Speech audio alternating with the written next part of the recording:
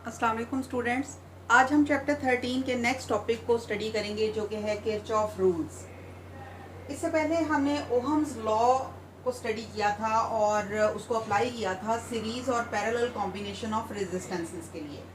यानी हमारे पास अगर कोई ऐसा सर्किट मौजूद हो जिसमें एक बैटरी और उसके साथ कुछ रेजिस्टेंसेस या कुछ कैपेसिटर कनेक्टेड हों, तो हम उस सर्किट के एनालिसिस के लिए सिंपली ओहम्स लॉ को अप्लाई कर सकते हैं। लेकिन अगर कभी हमारे पास ऐसी सिचुएशन आ जाए जिसमें हमारे पास नंबर ऑफ़ बैटरीज हों और उसके साथ लार्ज नंबर ऑफ़ रेजिस्टेंसेस जोड़ी गई हों, तो उसके लिए फिर हम ओहम्स लॉ को अप्लाई नहीं कर सकते। फिर हमें नए रूल्स को डेवलप करना पड़ता है जो कि किरचॉफ रूल्स हैं। ये दो रूल्स हैं जिसमें से फर्स्ट रूल ये कहता है कि sum of all currents meeting at a point must be equal to zero. यानी आपने एक पॉइंट कंसिडर करना है और उसके बाद उसके अंदर से गुजरने वाले सारे करंट्स को डिस्कस करना है। ये एक कन्वेंशन है कि हम हमेशा टुवर्ड्स द पॉइंट मूव करने वाले करंट्स को पॉजिटिव कंसिडर करते हैं और away from the point move करने वाले चार्जेस को नेगेटिव कंसिडर करते हैं। यानी पॉजिटिव करंट्स और नेगेटिव करंट्स ये आपस में एक दूसरे को कैंसिल कर देंगे और रिजल्ट ये होगा कि sum of all currents equal to zero हो जाएगा। यहाँ हम अगर एक सिचुएशन कंसिडर करें जिसमें नंबर ऑफ रेजिस्टेंसेस जो हैं वो कनेक्टेड हैं, यानी ये R1 है जिसमें से गुजरने वाला करंट I1 है, ये है रेजिस्टेंस R2 जिसमें से गुजरने वाला current I2 towards the point है, और ये है रेजिस्टेंस R3 जिसमें से गुजरने वाला current I3 away from the point है, और ये है रेजिस्टेंस R4 जिसमें से गुजरने वाला current I4 away from the point है। अब अगर हम कन्वेंशन को यूज़ करें और इसके मुताबिक I1 करंट पॉजिटिव होगा क्योंकि ये टुवर्ड्स द पॉइंट मूव कर रहा है, I2 करंट भी पॉजिटिव होगा क्योंकि ये भी पॉइंट की तरफ मूव कर रहा है, जबकि I3 current away from the point move कर रहा है, इस वजह से ये नेगेटिव साइन के साथ होगा, और I4 करंट भी नेगेटिव होगा क्योंकि ये अवे मूव कर रहा है फ्रॉम द पॉइंट। अब जब हम इन सब का सम करेंगे तो इस सम को इक्वल होना चाहिए ज़ीरो के। या फिर आप ये कह सकते हैं कि अगर हम पॉजिटिव करंट्स को एक साइड पर कर लें और नेगेटिव करंट्स को इक्वेशन की दूसरी साइड पर ले जाएं, तो ये हमारे पास सिचुएशन कुछ इस तरह से बन जाएगी कि ये है sum of currents towards the point और ये इक्वल है sum of currents away from the point. यानी इसकी स्टेटमेंट आप इस इक्वेशन के मुताबिक कुछ इस तरह से भी कर सकते हैं कि किरचॉफ रूल ये कहता है कि sum of all currents moving towards the points is equal to the sum of all currents moving away from the point. Kirchhoff rule असल में law of conservation of charge की मैनिफेस्टेशन है। यानी ये law of conservation of charge पे base करता है। यानी आप करंट की डेफिनेशन करते हैं rate of flow of charges के तौर पे, और जितने चार्जेस यूनिट टाइम में इस पॉइंट की तरफ मूव कर रहे हैं उससे ज़्यादा चार्जेस इस पॉइंट से नहीं निकल सकते। जितने चार्जेस आपने इसकी तरफ भेजे हैं उतने ही चार्जेस अवे मूव करेंगे। यानी ये law of conservation of charge के एन मुताबिक है। किरचॉफ के सेकंड रूल को डिस्कस करेंगे जो कि वोल्टेज चेंजेस के बारे में। यानी फर्स्ट रूल जो है वो करंट रूल या पॉइंट रूल कहलाता है। यानी किरचॉफ के फर्स्ट रूल को हम करंट रूल भी कहते हैं और पॉइंट रूल भी कहते हैं। क्योंकि इसमें हम एक पॉइंट से गुजरने वाले करंट्स को डिस्कस करेंगे, जबकि सेकेंड रूल जो है किरचॉफ का सेकेंड रूल पोटेंशियल चेंजेस के बारे में है।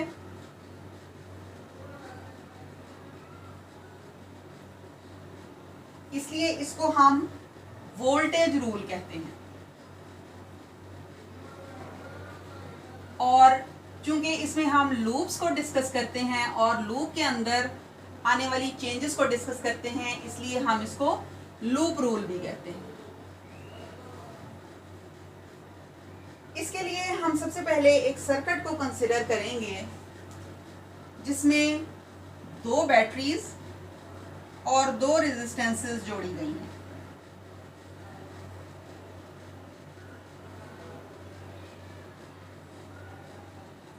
ये है battery with EMF E1 and this is battery with EMF E2।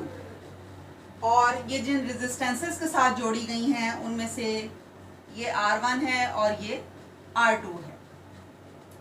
अब हम पहला काम ये करते हैं कि करंट की डायरेक्शन को डिफाइन करते हैं। इससे पहले हम चूंकि ये पढ़ चुके हैं कि हम हमेशा कन्वेंशनल करंट को कंसिडर करेंगे, तो कन्वेंशनल करंट हमेशा positive to negative terminal of battery होता है। यानी अगर हम इस बैटरी को कंसिडर करें E1 वाली को, तो इसके लिए हमें ये करंट एंटी क्लॉकवाइज मिल रहा है। इसके बरक्स अगर हम E2 वाली बैटरी को कंसिडर करें तो इसका पॉजिटिव टर्मिनल यहाँ पर मौजूद है। पॉजिटिव से टर्मिनल नेगेटिव टर्मिनल की तरफ अगर हम करंट को डिस्कस करेंगे तो इसकी डायरेक्शन क्लॉकवाइज बन जाएगी। यानी ये दोनों बैटरीज हमें ऑपोजिट डायरेक्शन का करंट दे रही हैं। अब मसला ये है कि हमें करंट की कोई एक डायरेक्शन सेलेक्ट करनी है। इसके लिए कन्वेंशन ये यूज होती है कि हम बड़ी बैटरी को पहले चूज करेंगे, यानी दोनों बैटरीज में से देखेंगे कि कौन सी ग्रेटर EMF वाली है। उसके करंट की जो डायरेक्शन होगी उसी को हम फॉलो करेंगे सारे सर्किट के कंपोनेंट्स के लिए। यहाँ पर हम ये कंसिडर कर रहे हैं कि E1 वाली बैटरी जो है ये ग्रेटर है E2 वाली बैटरी से।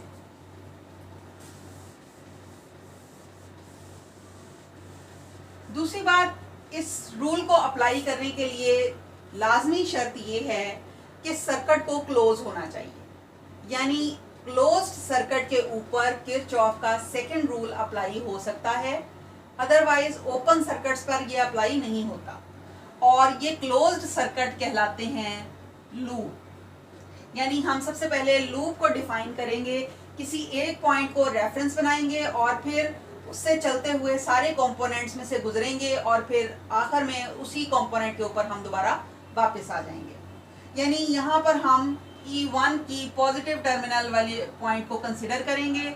यहाँ से हम स्टार्ट लेंगे, सारे कंपोनेंट्स में से गुजरकर हम दोबारा इस बैटरी के नेगेटिव टर्मिनल से होते हुए पॉजिटिव टर्मिनल पर वापस आ जाएंगे। यानी यहाँ पर हमें एक लूप या एक क्लोज्ड सर्किट दिया गया है जिसके ऊपर हम किरचॉफ का सेकंड रूल अप्लाई कर सकते हैं। दूसरी लाजमी शर्त इसमें यह है कि हर सर्किट कंपोनेंट को किसी ना किसी लूप में कम से कम एक दफ़ा ज़रूर इंक्लूड होना चाहिए। यानी आप किसी भी कंपोनेंट को कंसिडर करने से छोड़ नहीं सकते। आप हर कंपोनेंट को कंसिडर करेंगे और उसके अंदर से होने वाली वोल्टेज चेंजेस को आप कंसिडर करेंगे, चाहे वो एक लूप में आ रहे हों या एक से ज़्यादा लूप्स में आ रहे हों। हर दफ़ा आपको उनको कंसिडर करना ज़रूरी होगा। यहाँ हम 2 चीज़ों को कंसिडर करेंगे। सबसे पहले तो ये कि हम करंट को डिफाइन करेंगे। करंट की डायरेक्शन चूँकि हमने E1 वाली डायरेक्शन ली है तो यहाँ हमने करंट को क्लॉकवाइज डायरेक्शन में डिफाइन कर लिया है। बेशक बैटरी E2 इसके ऑपोजिट करंट दे रही है, लेकिन अब हम E1 से गुजरने वाले करंट को भी I यानी एंटी क्लॉकवाइज ही कंसिडर करेंगे। दूसरी बात ये कि जब बैटरी के अंदर से चार्जेस गुजरेंगे from negative to positive terminal, तो बैटरी उन चार्जेस के ऊपर काम करेगी और इन्हें लोअर पोटेंशियल वाले पॉइंट से उठाकर हायर पोटेंशियल वाले पॉइंट तक ले जाएगी, यानी उनको एनर्जी प्रोवाइड कर देगी। वो एनर्जी के साथ निकलेंगे और यहाँ R1 रेजिस्टेंस में आएंगे, जहाँ उनकी कुछ एनर्जी वेस्ट हो जाएगी रेजिस्टेंस की वजह से। उसके बाद वो E2 वाली बैटरी में जाएंगे। अब E2 वाली बैटरी जो है वो हायर पोटेंशियल से लोअर पोटेंशियल की तरफ जा रही है, तो यहाँ इन्हें अपनी कुछ एनर्जी वेस्ट करनी पड़ेगी, लूज करनी पड़ेगी, ताकि ये लोअर पोटेंशियल वाले पॉइंट के मुताबिक इनका पोटेंशियल आ जाए और फिर ये दोबारा से सर्किट में आगे फ्लो कर सकें। उसके बाद जब ये R2 में से गुजरेंगे तो अगेन ये कुछ एनर्जी को लॉस करेंगे, यानी कुछ पावर डिसिपेशन होगी और फिर ये बैटरी E1 तक दोबारा पहुंच जाएंगे। अब बैटरी जो काम करेगी उसके लिए हमने इक्वेशन पढ़ी हुई है W is equal to Q delta V, ये EMF वाले टॉपिक में हमने स्टडी की। यहाँ चार्जेस जब E1 बैटरी में से गुजरेंगे, जो कि हम सपोज कर रहे हैं कि ये डेल्टा Q हैं, और पोटेंशियल चेंज जो यहाँ पर आएगी वो बैटरी की EMF के मुताबिक होगी, यानी बैटरी उतना ही काम चार्जेस के ऊपर कर सकती है या उतनी ही एनर्जी इनको प्रोवाइड कर सकती है जितनी कि ये बाहर लूज करके आए हैं। तो ये पोटेंशियल चेंज इक्वल होगी E1 की, और यहाँ चूंकि लोअर पोटेंशियल से इनको उठाकर हायर पोटेंशियल पर ले जाया जा रहा है, तो यहाँ पर ये एनर्जी गेन कर रही हैं। और जब क्वांटिटी इंक्रीज होती है तो उसके साथ हम हमेशा पॉजिटिव साइन का यूज़ करते हैं। लेकिन जब ये बैटरी E2 में से गुजरेंगे तो E2 से गुजरते हुए इनके ऊपर जो काम किया जाएगा वो कुछ इस तरह से होगा, क्योंकि ये पॉजिटिव टर्मिनल से नेगेटिव टर्मिनल की तरफ जा रहे हैं, तो ये ज़्यादा एनर्जी से कम एनर्जी की तरफ जा रहे हैं, इसलिए इन्हें इतनी एनर्जी लॉस करनी पड़ेगी ताकि इनकी एनर्जी लोअर पोटेंशियल वाले टर्मिनल के इक्वल हो जाए। अब चूंकि यहाँ पर डिक्रीज इन क्वांटिटी आ रहा है, तो डिक्रीज इन क्वांटिटी को हम नेगेटिव साइन के साथ शो करते हैं। चार्जेस अभी भी डेल्टा Q ही होंगे और अब बैटरी की EMF होगी E2, यानी ये है potential change in potential in E1, और ये है change in potential in E2। उसके बाद दो कंपोनेंट हमारे पास रह गए हैं, R1 और R2। अब जो पावर डिसिपेशन होगी इन R1, उसकी वजह से V is equal to IR का हम फॉर्मूला यूज करेंगे, क्योंकि W अभी भी Q डेल्टा V के इक्वल है, चार्जेस अभी भी डेल्टा Q ही हैं, लेकिन अब पोटेंशियल चेंज जो है वो अकॉर्डिंग टू ओहम्स लॉ हमारे पास आया है V is equal to IR। तो यहाँ हम V की जगह IR यूज करेंगे। I चूंकि हम हर कंपोनेंट में सेम ही ले रहे हैं, इसलिए इसके साथ हम 1 और 2 यूज नहीं करेंगे, लेकिन रेजिस्टेंसेस में डिफरेंस है इसलिए यहाँ पे हम R1 लगाएंगे। और चूंकि यहाँ पर भी एनर्जी डिसिपेट हो रही है, इस वजह से इस पोटेंशियल चेंज के साथ भी हम नेगेटिव साइन यूज करेंगे। उसके बाद जब ये गुजरेगा R2 के अंदर से, तो R2 के अंदर से गुजरते हुए भी सेम इसी पैटर्न पे पोटेंशियल चेंज आएगा, क्योंकि पावर डिसिपेट होगी तो negative sine delta Q, charges same है हर कंपोनेंट में से गुजरने वाले, और यहाँ पर पोटेंशियल चेंज होगा IR2। अब जब हम इन सारे पोटेंशियल चेंजेस का सम करेंगे तो E1 में से जो पोटेंशियल चेंज आ रहा है वो इक्वल है डेल्टा Q E1 के। R1 में से जब हम गुजरते हैं तो ये माइनस डेल्टा Q IR1 हो जाता है। उसके बाद E2 में से जब हम गुजरते हैं तो ये माइनस डेल्टा Q E2 के इक्वल है, और जब हम R2 में से गुजरते हैं तो ये माइनस डेल्टा Q IR2 के इक्वल है। यानी हमने हर कंपोनेंट में से और हर बैटरी में से पोटेंशियल चेंज को कैलकुलेट कर लिया है। अब according to second rule of Kirchhoff हमारे पास ये सारी पोटेंशियल चेंजेस का सम इक्वल होना चाहिए 0 के, इसलिए हमने इस सारी इक्वेशन को इक्वल कर दिया है 0 के। अब यहाँ अगर आप देखें तो डेल्टा Q जो है वो सब में कॉमन है, इसको हमने कॉमन निकाल लिया, और जब ये दूसरी साइड पे गया तो इक्वेशन के 0 होने की वजह से ये कैंसिल हो गया। बाकी बचा हमारे पास यहाँ E1 minus IR1 minus E2 और माइनस IR2, इस सब का सम है इक्वल टू 0। अब यहाँ सिर्फ पोटेंशियल चेंजेस ही रह गई हैं, यानी ये बैटरी का पोटेंशियल है, ये वो पोटेंशियल है जो R1 में डिसिपेट हुआ है, ये बैटरी 2 का पोटेंशियल है, और ये है रेजिस्टेंस R2 में होने वाली पोटेंशियल ड्रॉप। यानी ये सारी पोटेंशियल चेंजेस का सम है जो कि इक्वल टू 0। यानी किरचॉफ के सेकंड रूल को हम इस तरह से डिफाइन करेंगे कि ये algebraic sum of all the potential changes in a closed circuit और loop must be equal to 0। Kirchhoff का second rule law of conservation के एन मुताबिक है, क्योंकि जितनी एनर्जी हमने बैटरीज की मदद से चार्जेस को दी थी उतनी ही एनर्जी सर्किट के अंदर से गुजरते हुए पोटेंशियल ड्रॉप की सूरत में अपीयर हो सकती है। ना उससे ज़्यादा एनर्जी ड्रॉप हो सकता है और ना उससे कम एनर्जी ड्रॉप हो सकता है।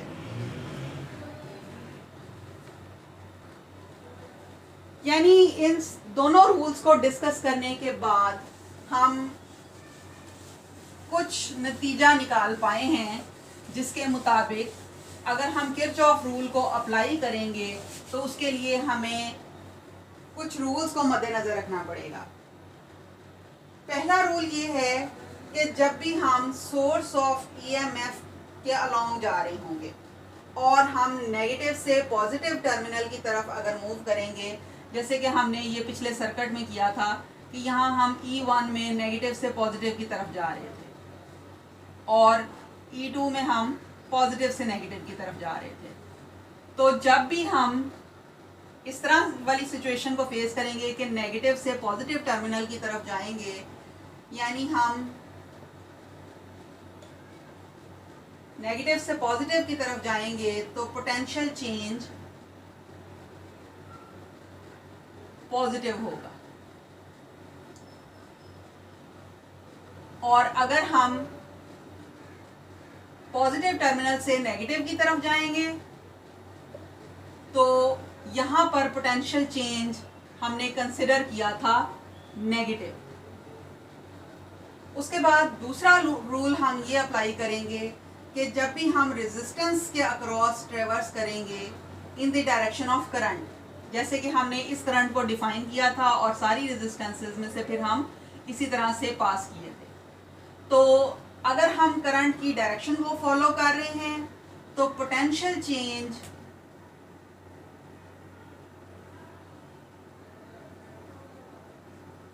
In the direction of current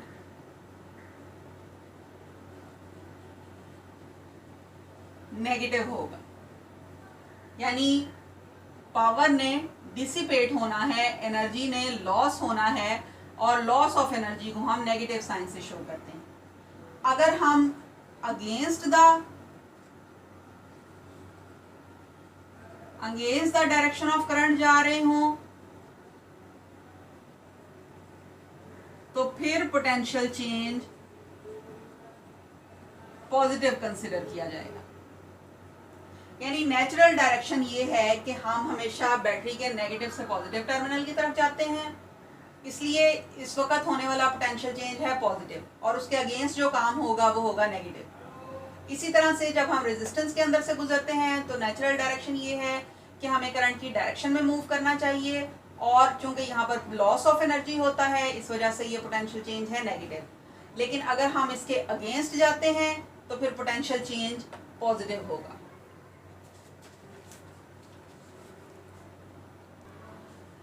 अब हम उन स्टेप्स को डिस्कस करेंगे जो कि हमने किरचॉफ रूल को अप्लाई करते हुए फॉलो करने हैं।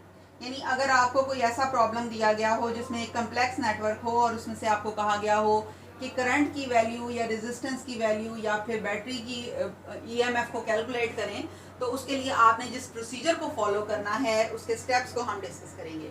सबसे पहला काम आपने ये करना है कि आपने एक सर्किट ड्रॉ करना है और उसके हर कंपोनेंट को लेबल करना है।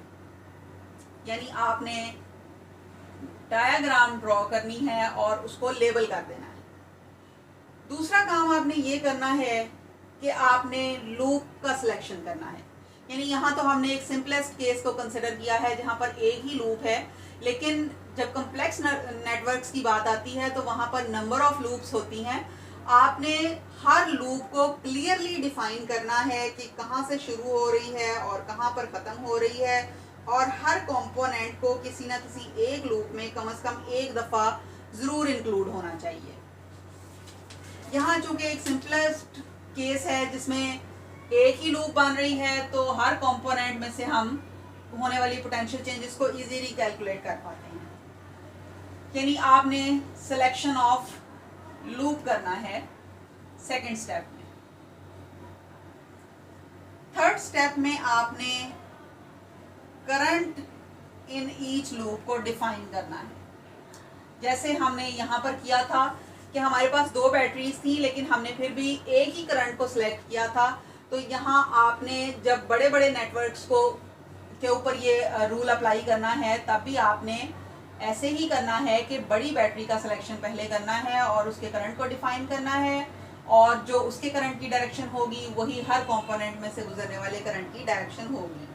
यानी आपने हर लूप में गुजरने वाले करंट को सेम सेंस में लेना है according to larger EMF battery, चाहे वो क्लॉकवाइज हो या एंटी क्लॉकवाइज हो।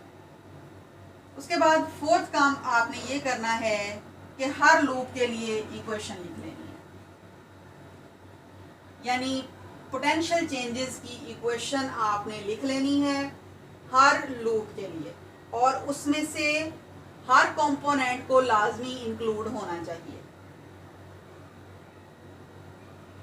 अगेन आपने पिछले वाले रूल्स को जहन में रखना है कि अगर बैटरी को आपने ट्रेवर्स किया है from negative to positive terminal, तो इसके अंदर से पोटेंशियल चेंज होगी पॉजिटिव। जब आपने रेजिस्टेंस के अक्रॉस जाना है in the direction of electric current, तो आपने इस पोटेंशियल चेंज को लेना है नेगेटिव। फिर इस बैटरी से जब गुजरेंगे तो ये पॉजिटिव टू नेगेटिव टर्मिनल है, यहाँ पर आपने पोटेंशियल चेंज को लेना है नेगेटिव। फिर यहाँ पर डायरेक्शन ऑफ करंट में जा रहे हैं रेजिस्टेंस से गुजरते हुए, तो यहाँ होने वाली पोटेंशियल चेंज है नेगेटिव। ये दो रूल्स आपने जहन में रखते हुए लूप इक्वेशन को लिखना है। उसके बाद आपने सॉल्व करना है उस इक्वेशन, उन सारी इक्वेशंस को फॉर अननोन वेरिएबल्स।